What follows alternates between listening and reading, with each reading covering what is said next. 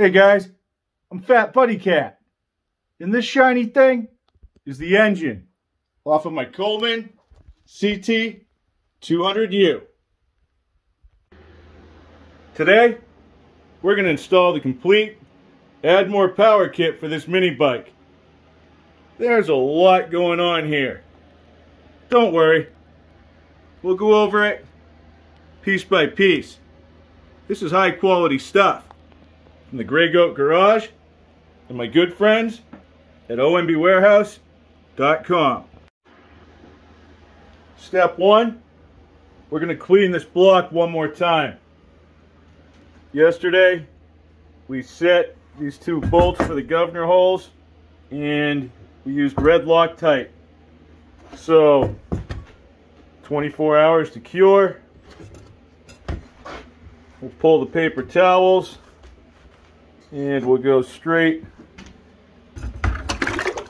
into the drink.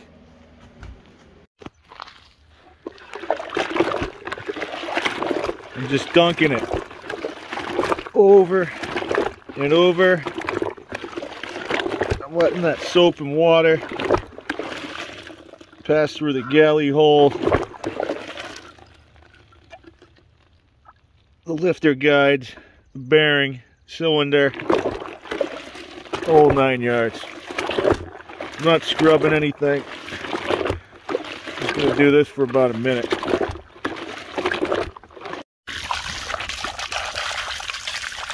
Hose it down real good. Roll right out.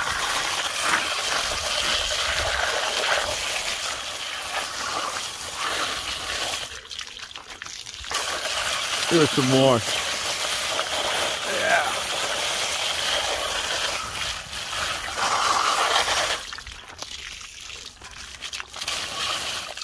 All right, that's enough. Well, that block is drying off a little bit. We're going to take this time to set the rod bearing. And we're going to do this the express method. Let's get right into it. The crank, remember, we are swapping the 16 millimeter for a 3/4. This glorious son of a gun right here is a 212R crank. This is basically just a Max Stroke GX200 crank, alright? So this is going to fit perfectly in our 196. We'll find out where it brings the rod and piston after, but right now we just have to get the rod onto the crank. The bearing goes in between. I have an inch-pound torque wrench. I have some engine oil, just some 10W30 in that can. A little carbon choke cleaner, 1/4 inch ratchet, a couple pieces of wood. These pieces of wood are for the vise. That way we can squeeze the rod in between without being metal to metal. I'm going to set that up and then we'll move on from there. You want the rod set up like this, so that the tail is hanging out in the breeze. I have the wood flush, so that when my crank is hanging from this journal, it's not hitting the vise. If it does, then I'll have to bring the rod up a little bit. We're not going to know until I get it in. There's 2 bolts holding the cap onto the rod. These are a 1/4 inch 12-point socket. So you got to have one of those. You don't loosen with your torque wrench. You loosen with the 1/4 inch ratchet that you have next to you. I'm going to put that socket on and I'm going to remove that cap. I took my rod out of the vise and retrieved the cap. I'm taking these and I'm going directly to the bucket. shake vigorously. You can give it a little thumb work. What we're after is any millings or shavings from the milling process, I should say, that could have stuck on. That one looks good. Now we'll do the long half.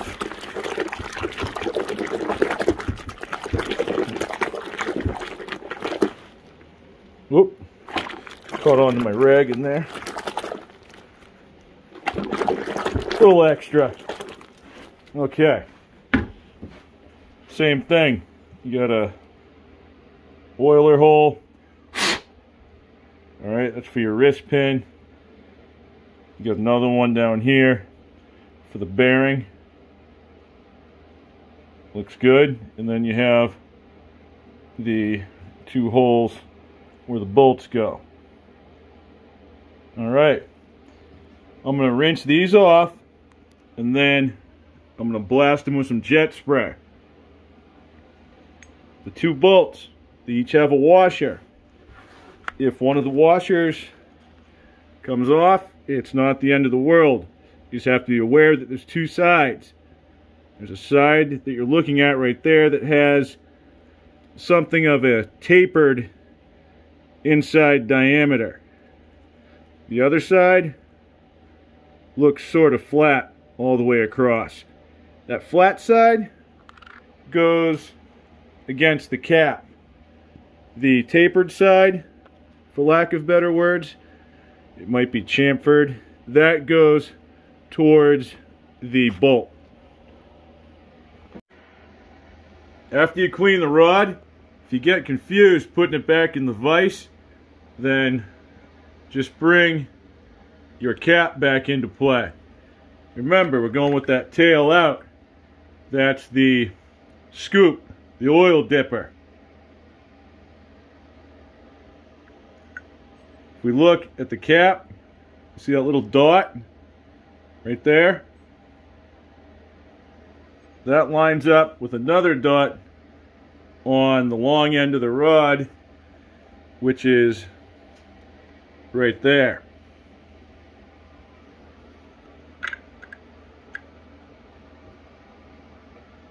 Now we need the bearing so that we can set it. It's brand new. I'm going to take it out of the package. Soap and water. Dry it off with a rag. Rinse it, dry it. I'm going to put it right here. And then give it the business. This is a pain to explain even without the oil. This is half the bearing. I'm going to be pressing one half into the rod and the other half into the cap before I try to put these together. If we look at the bearing, let's say it has four corners. 1, 2, 3, and 4. Those two look the same. If I spin it this way, whoa, that's not a defect and there's not a chunk missing. Okay? That corner is going to line up with the channel that is both on the rod and the cap. If we look at, let's do the rod. Alright, 1, 2, 3, 4 corners. These two look the same, and these two do not. This one over here, that's the channel. I'm going to be adding oil to the rod, the cap, and the back side of the bearing. I'll then press it down into the rod, making sure that that weird corner is lined up with our channel. I'll show you what it looks like when they're together, but this is going to get messy for me. Oil here, oil on the bearings,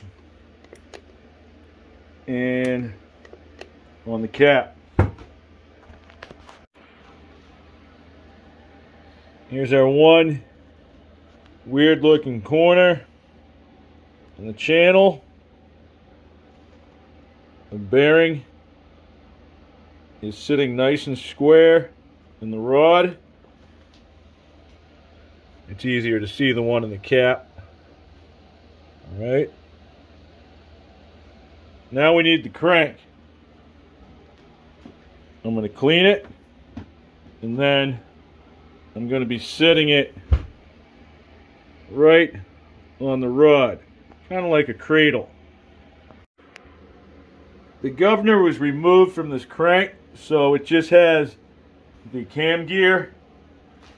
The cam gear is going to go to the right if you're looking at the rod. And the reason for that is just simply because that's the way it's going to be facing in the engine, right? The cap goes on. Your dipper is this way. The cam would be over here. This would be coming around the bottom of the block, throwing oil up towards the cylinder. Now you see it. I want to make sure that I'm sitting completely down against the bearing and that I'm not being pushed off by the vise. I'm good there. I'm touching the vise, but it's not holding me up off of the face of the bearing.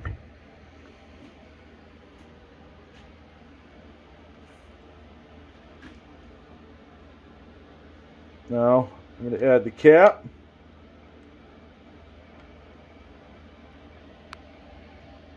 Our dots line up. Lube up the threads on my bolts. And I'm just going to hand tighten both of them. I'll start one and then the other. That's key to torquing this too. You go one and then the other, one and then the other. You never send one all the way home and then the other one. You want to be able to bring the two ends down as close to parallel as possible. That way everything mates up evenly. Okay. Even this is important. You want to make sure that you don't have the big Gaprocini on one side and nothing on the other. If I can't hand tighten that down and close that gap, then I'm going to back that one off a shag. Then set that one, alright, you see the oil press out? And then I'll do that one. Alright? I feel more comfortable putting a wrench on those now. Alright, our first hit on the torque wrench is going to be at, call it 50 inch-pounds. I'm going to start with one. I turn it just a little bit. Go to the other one. Turn that one just a little. Back and forth.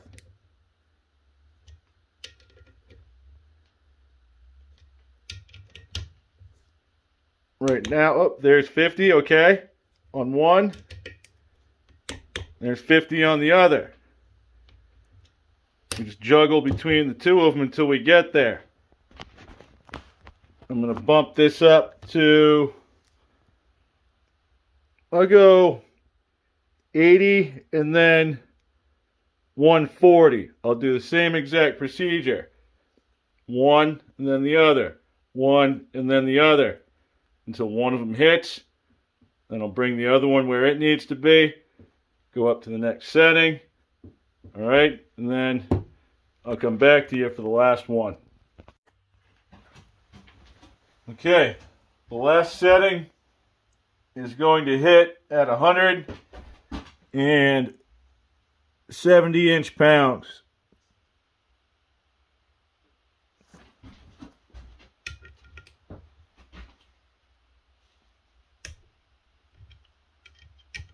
I'm still going from one to the other. 140 was my last one.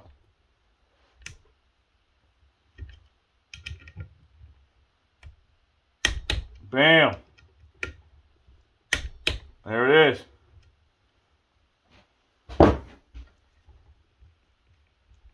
Can still move. That's a good sign. I'm now going to use my 1/4-inch ratchet again with the 1/4-inch drive, 12-point 1/4-inch socket, and I'm going to loosen both of these bolts completely. I have both of my bolts and my cap off. I'm now using a clean paper towel to wipe off the crank journal. I'm also going to wipe off the face of that bearing. This is plastic gauge. I just cut off about a 1-inch piece and laid it across my crank. I'm going to carefully place my cap over it and then start tightening my 2 bolts. I'll do the same thing going up. I'll have different torque hits, so probably like 80, 110, 140, 170 for my final. While I'm doing this, I'm going to be careful not to move the crank. That's going to be squished between the crank journal and the bearing. If you move it, you're going to smear it, and that could potentially fudge your reading when you go to check the gauge. Take your time. Between 0.0025 and 0.0035 are your allowable tolerances. That arrow is pointing at 0.003, so that's 0.003 of an inch. It's a little bit easier to see on the bearing, but we're going to take our measurement right here on the crank. Try to get you in focus. Okay, we are pretty much dead nuts on that 0.003, so we're ready to rock and roll. All right, retrieve the block, place it on its side, and I'm going to oil the crank bearing.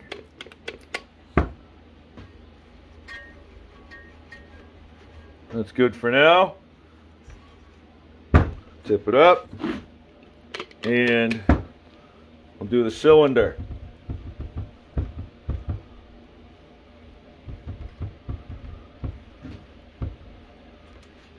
Put that aside.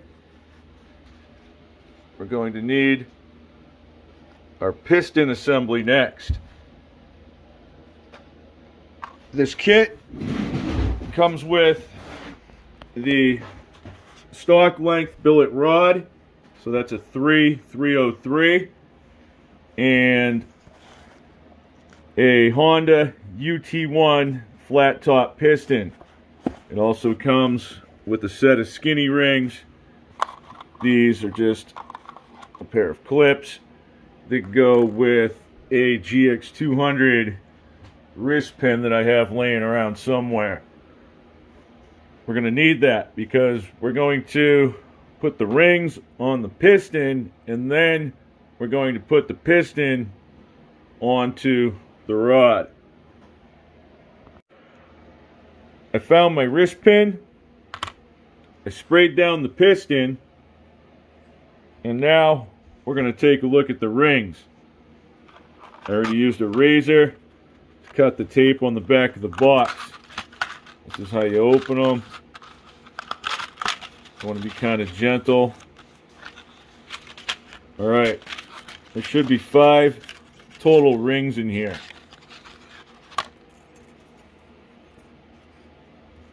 You have a black one.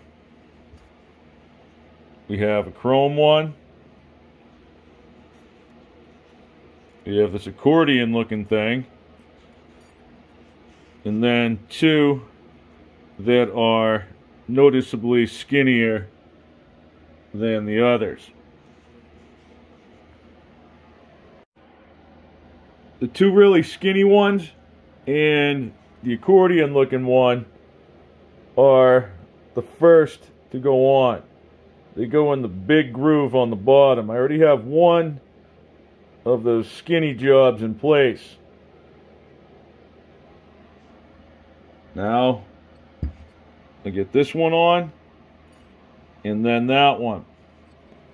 I'm going over the top of my piston, and I'm being very careful, and I'm going very slow so that I don't bend the ring or scratch the piston up. It's just hard to grab with 2 hands and videotape, so they're flexible, alright? It's not like they can't bend a little. You just got to be careful.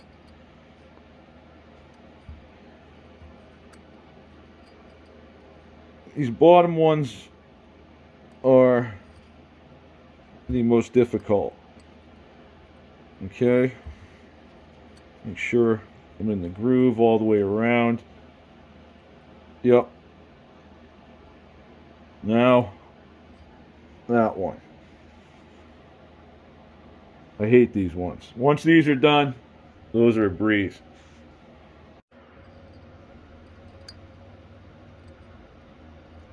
I probably should have checked the end. I'll show you. That accordion looking one, since all rings have a gap, right?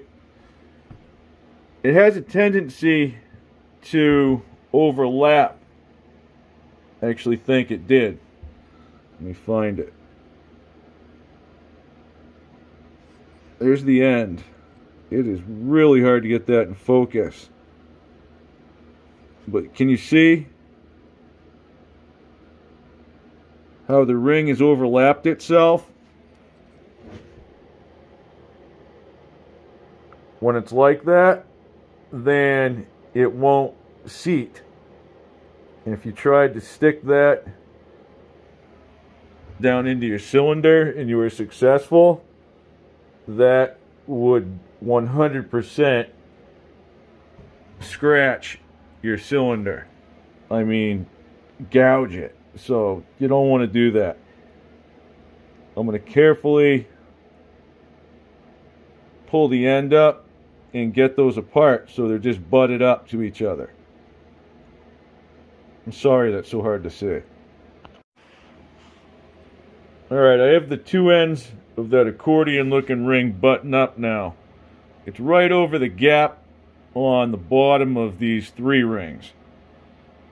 See it right there? Kind of looks like the golden arches. That's what you want. Alright? You don't want is any of the gaps in these rings to line up with each other.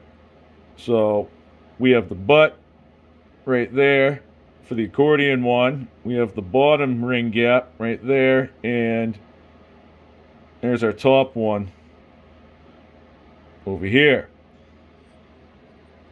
If you look at the piston, there's this little raised circle thing on it. Just pretend that's an arrow, and that's going to be pointing down.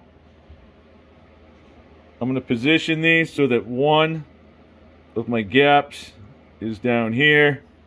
The other one is going to be up here. It doesn't matter which one.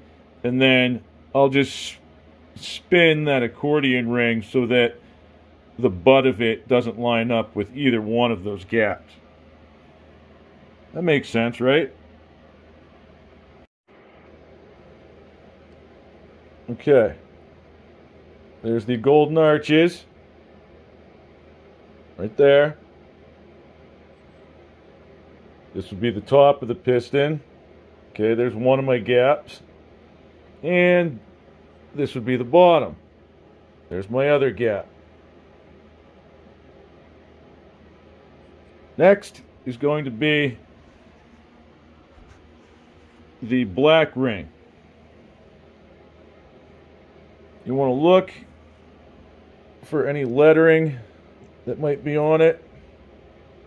Right there. Alright, there's an R. That's going to be facing up.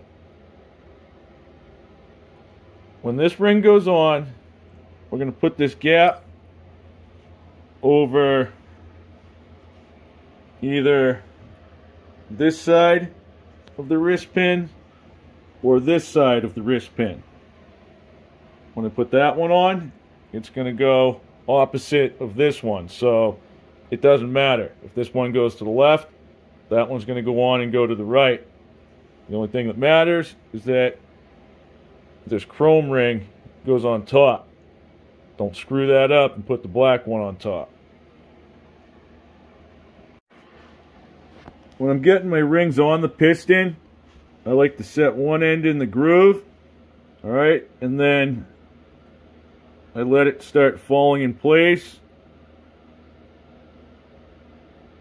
When it starts to get tight, I pull back lightly on the opposite end. That way it's not scraping against the face of the piston and it just naturally falls in place. Okay? Looks like the black one is going to go over that wrist pin there, and the chrome one is over this one, so we should be good to go here. Now we're going to connect the piston to the rod via the wrist pin.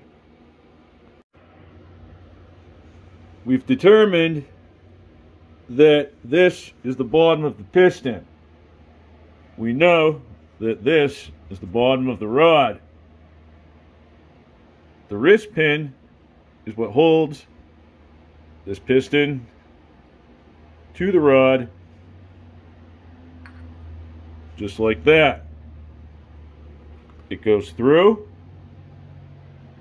and then has a clip on each side that holds it in place.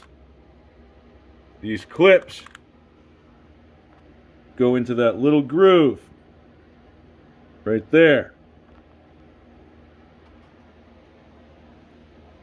I'm going to oil this up and then I'm going to send it through. I'll then install both of those clips.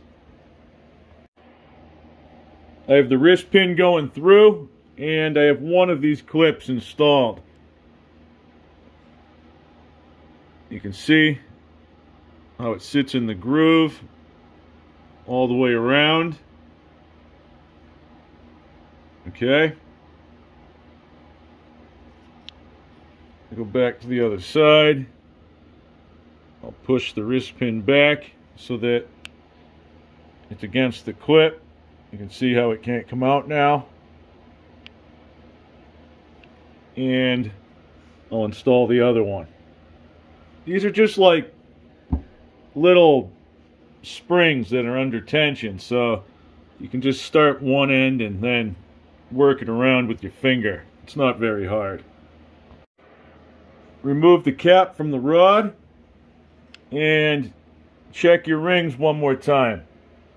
Make sure they're right where you want them.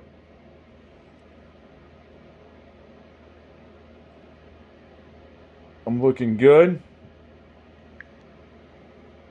Now, I'm going to lube them up. You really want to get the honey down inside. A little extra on that wrist pin won't hurt.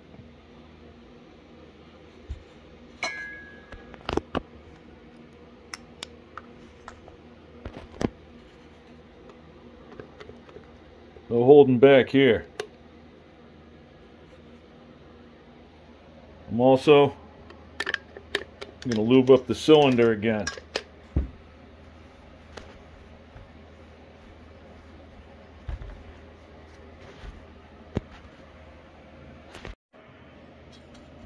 going to tip the block up, and I'm going to install the crank.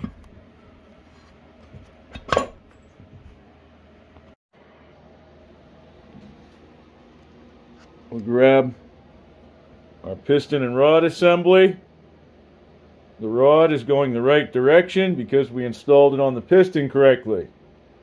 The piston is marked so that we know where down is. We'll send the rod down. Try not to scratch up our cylinder at all. Okay, and now we'll start feeding the piston in. When it comes to rings, I just use my sausage fingers. I don't use a compressor. I take my time and I work my way around and press down lightly. I let everything fall into place, and then I'll get to the next groove, the next ring. I'll make sure that it's turned to where it needs to be, and then I'll go about compressing it with my fingers and pressing down lightly again until I get to the last ring. I'll make sure that one is where it needs to be, and then same thing, compress and lightly push. The whole time I'm doing that, I pay attention to this end of the rod and the crank. Ultimately, that bearing is going on that journal, so it would behoove you if you're somewhat close while you're doing this. I ain't joking you. I have the first ring set, the oiler. Okay, I'm coming down, making sure that my rod and crank can go together. I don't want to push the rod down and then have it get jammed up at all. I'll set you down right here, and I'll start working the next ring. I'm looking for my gap. Okay, I'm over here. So I'm over my wrist pin where I want to be. And I'm just pushing light pressure while I work the ring.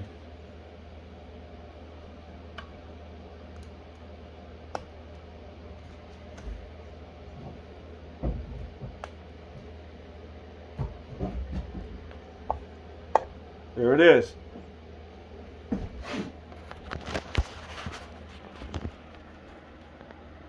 Okay, so now if I push in, I'm going to bottom out on the last ring.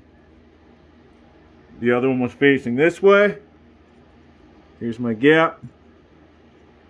Facing this way. I'll take a look down inside. We'll make sure that these can come together okay.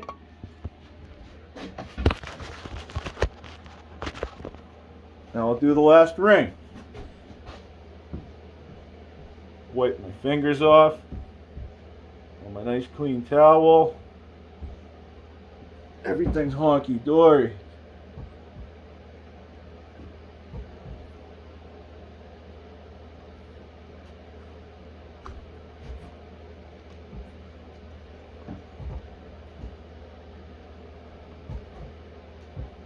Just put it there. Okay, that's it. Like butter. Now we have to get the cap on the other end of the rod and tighten it. Before my cap goes on, I lube everything up, including those threads. Get the crank, the rod, that oil is going to end up there no matter what. And I'm going to be setting this at 170 inch-pounds no matter what. So, yeah, you might as well start the party now. That way, when you go to start your engine, it's already there. It's the same reason I kind of go over the top and put the oil on the cap in the rod before I set the bearing in the first place. It's sort of a method to that madness, and it might be overkill, but whatever. My engines run good. I have this turned so that I can get in there manually. I'm going to set the threads on both of those bolts. I'm going to pay attention to the cap as I'm bringing it in, making sure that I don't have a gap on either side. Everything's got to be flush. I just reached my 1/4 inch ratchet in there and snugged both of these bolts. I didn't torque them, they're not tight. Okay, I'm looking for my gaps. That looks good. Spin it around so I can see the other one. Make sure that I'm clearing the block, which we are. Okay, take a look at this one. Everything looks nice and flush. Spins around okay. The piston isn't flying up out of the hole. We have a little something for the deck. Now I'm going to position this so that I can get my torque wrench in, and I'm going to start working these bolts. One and then the other, juggling all the way up, same as we did before. Alright? Don't screw this up.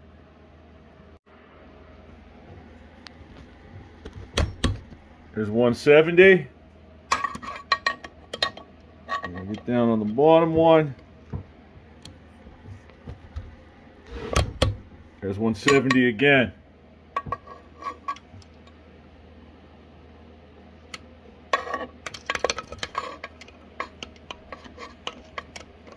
Get back on there.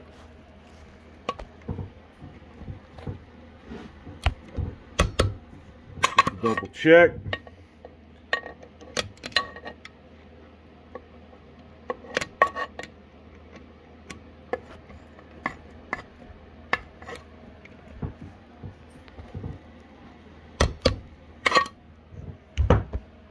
We're good. This rod is installed.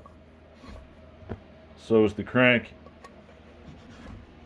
and our new flat top piston.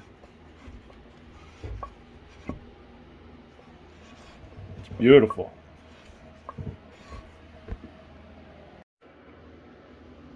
Now we're going to install the cam. This kit comes with a Dynacams CS265. This is an aggressively ramped cam that is concentrated on lift more so than duration. This cam is going to feed more air and fuel to our engine. We added the billet rod to support the extra RPM that we're going to have from removing the governor. We then went with a flat top piston in combination with the length of that billet rod to build safe compression. The RPM and the compression need feed. The cam kicks it up, and next thing you know, we can make torque and power up to 7,000 RPM. That is going to require a flywheel and also 32 degrees of timing. Good thing my friends over at OMBWarehouse.com also included this gorgeous ARC billet job with this kit.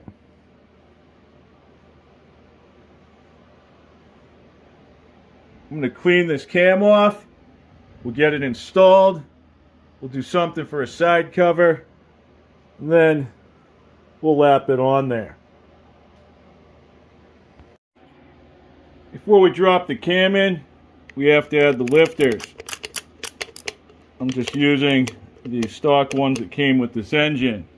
We'll lube those up, and I'll throw some right down there where that cam journal is going to go. These are both the same, so it doesn't matter which one you grab.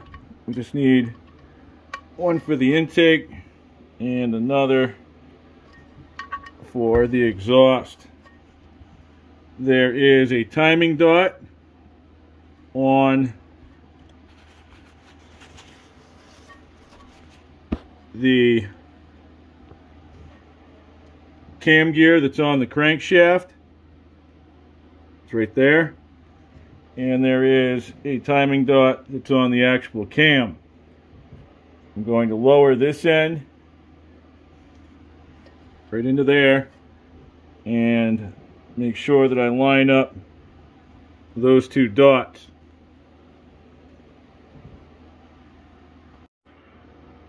Just like that. Alright, now we're ready for a side cover. I just used the factory oil drain plug with the extension, and then I added a few shims to my crank, and that is going to be for this ARC side cover. This is definitely over the top for this build, but when you have friends in goat places, you can take it there. I'm going to be using 2 of the dowels that come with the side cover. You can run up to 4. I have another hole up here. If I had planned on running this cover when I started, I could have bored this one out and added it, but again, it's already over the top. Brand new O-ring, shimmed out, ready to go. I checked my timing dot one more time.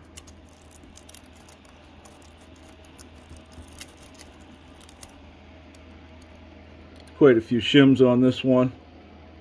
All right, it's actually 3. Before the side cover goes on, I'm going to hit it with some fresh lube. I want to hit the bearing, the crank, block bearing, cam, everything. Yeah.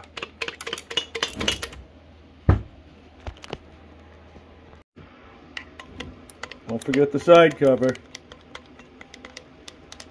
Even on the factory ones, you want to clean them real good and toss some fresh oil on the bearings. Give them a spin around, and then you're ready to seal the deal. The factory side cover bolts can be set between 17 and 19 pounds. The ARC is set at a whopping 20.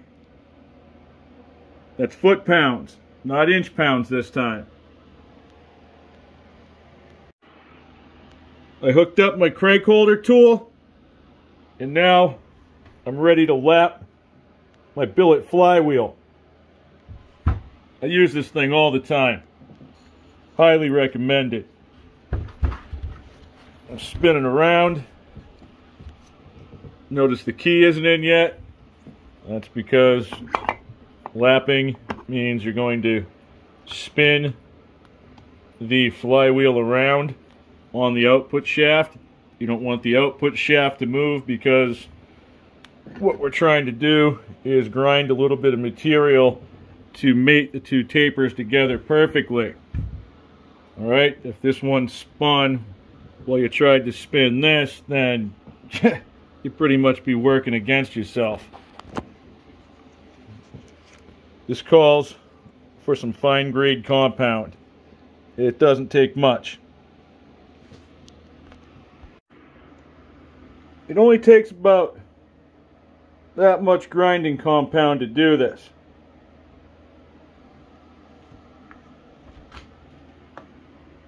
I made sure to stay away from that seal. That seal is made of rubber. The shaft is made of metal. The compound has grit in it. If this is spinning 7,000 RPM, then that grit is probably going to do work on that rubber seal. We're going to clean this up real good when we're done. Put the flywheel on.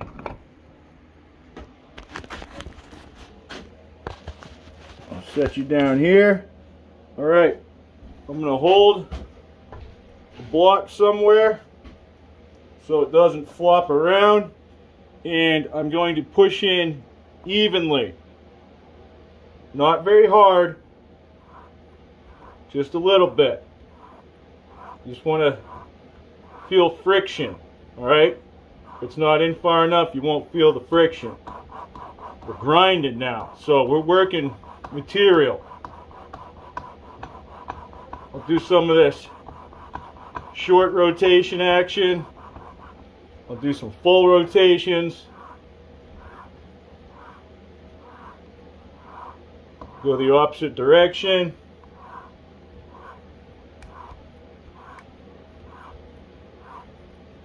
A little more short work. The whole time I'm pushing in even. I'm not just letting it spin on its own.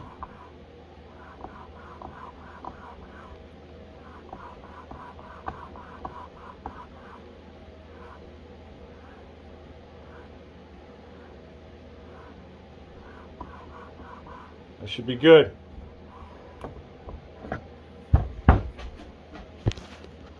Flywheel is going to go right in the bucket, and this is going to get wiped with the rag. Clean out the keyway real good, the screwdriver in a rag, and some engine cleaner. That worked pretty well. I just used a rag over a flathead screwdriver to clean the keyway out, and then wiped it down. Grab my rag with some soap and water, and I'll hit it again.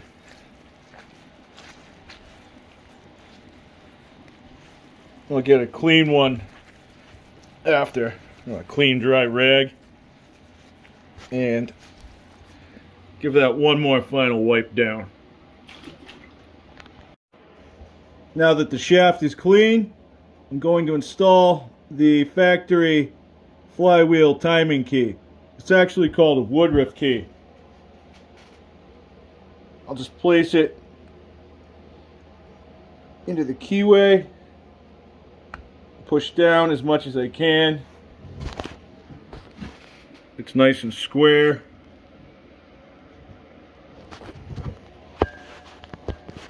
I'm going to grab my hammer and just give it a couple taps.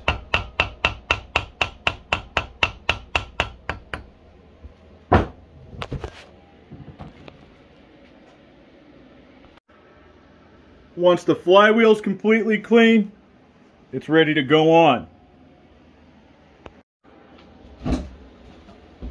We're just going to slide the flywheel on, line up the key, give it a little wiggle. Next is the starter cup.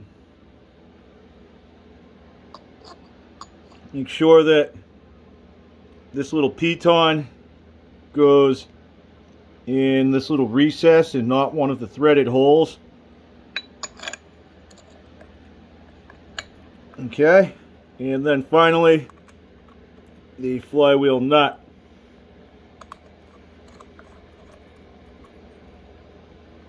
After that, we're ready for the torque. This is going to be set at 65 foot-pounds.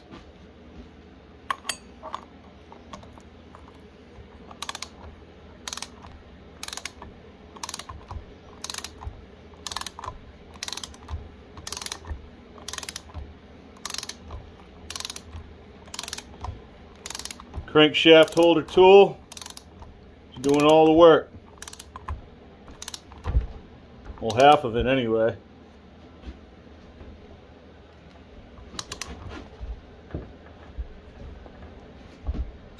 There we go.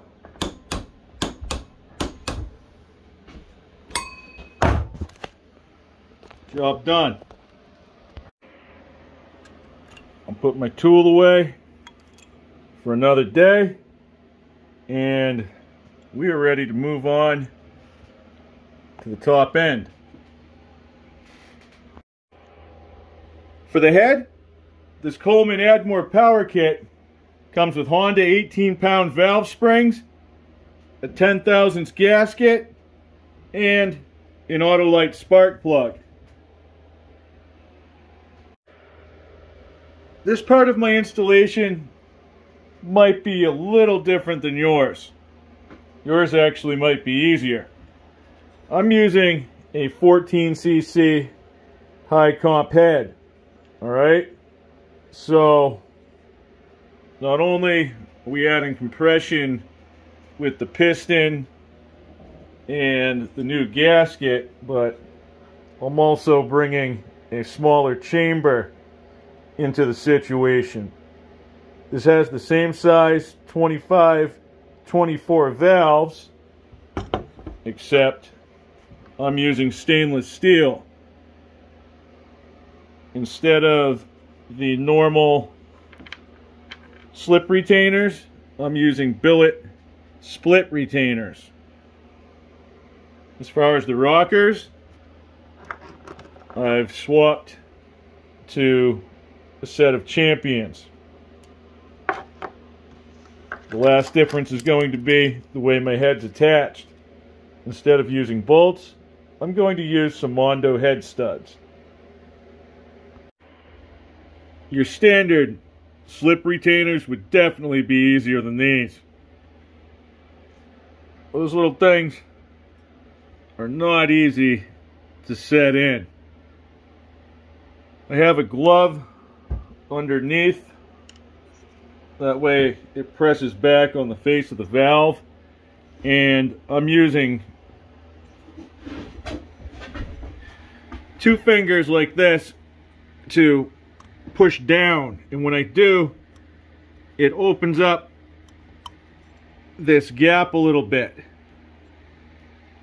When I stand over it and I push down, I'm using my other hand to introduce that little retainer thing. Not easy, but not impossible. Here's your for instance. I pushed it down just enough to get it started. Now I'm going to hold my finger over it and use both hands to push it down. By holding my finger over it, I'm going to try to keep this one down and the other one from coming up. Then they just click into place when they're perfectly in line. I can't even see it when they're there. I just hear it and feel it. Grr. Well, I got them in there. It only took me about 15 minutes once I figured it out. I'll add my lash caps and I'm going to actually install the head before I finish the rockers, because once these champions are on there, they can't move side to side. It's going to make it more difficult to feed my push rods. It would be easier to bring the push rods through and then set the rockers on top. I made sure both of my dowels were there, and then I fully threaded these studs into the block. They're just finger tight, but they're all there. Now we'll go with the gasket.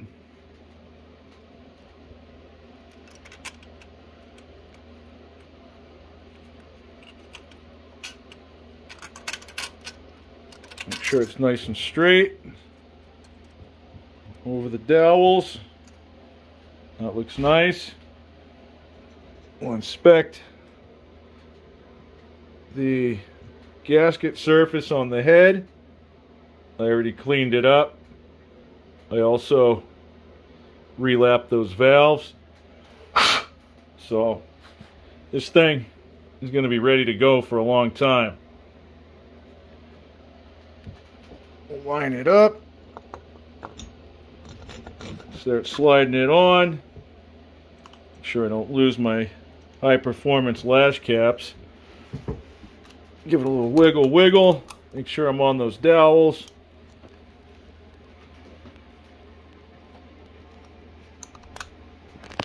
Everything looks like it's going to go in flush.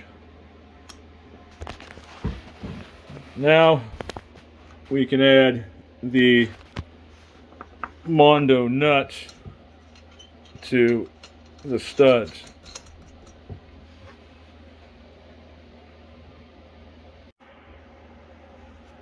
Just like anything else, when you're tightening multiple bolts or nuts, you bounce around so that you bring everything in evenly. So do this one a little, then this one, then that one, then this one. A little bit at a time until you get close to your torque spec, and then you just hit them. These Mondo studs get set at 20 foot-pounds. If I was using a stock head and stock bolts, I would set those between 17 and 19. Okay, besides the shaft mounted ratio rockers, I did find one more difference, and that is going to be my push rod selection. I'm still using your standard GX200 length. I'm just upgrading to a stainless steel set that I had for that head. I'll turn my light on and make sure they're clean. I'm going to lower these right down onto my lifters.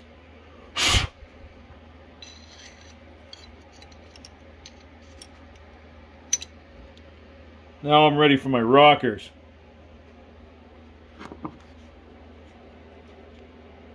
The adjusters. Go over the lash caps. And that push rod is going to go underneath this other section of the rocker.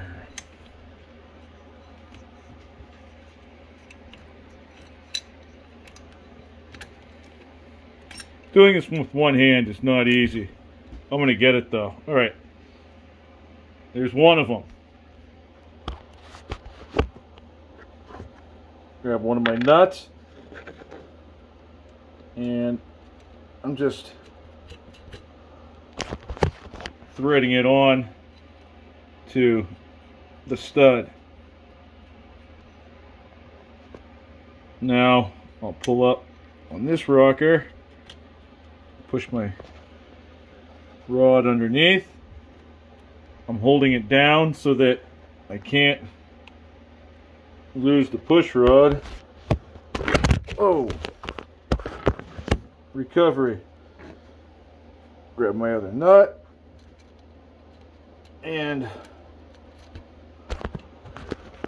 I'll thread that one on too.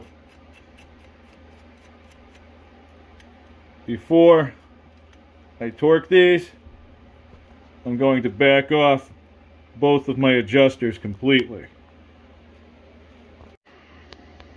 Both of those nuts on the rocker studs are torqued down to 94 inch-pounds.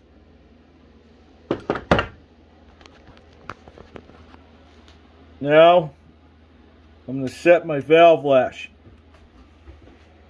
These were all the way out so that I didn't bend my push rods when I tighten those nuts. I'm going to grab my feeler gauge. I'm at top dead center and I like to set my lash nice and tight.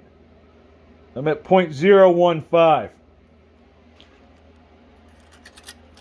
I just kiss the intake where I'm touching. It would be difficult to get the next size feeler gauge in. And on the exhaust side, I hug it. So I'm a little bit tighter. I can get this in. Again, two hands, but alright. It's a little bit tighter than the intake side. That is going to promote an easier start when this engine's hot. Besides the Autolite spark plug, I think that's going to be a wrap for this Add More Power kit. We just have a few more modifications to go and we'll have this engine right back on the mini bike. Have a good night, guys. Thanks for watching, and I'll catch you on the next one.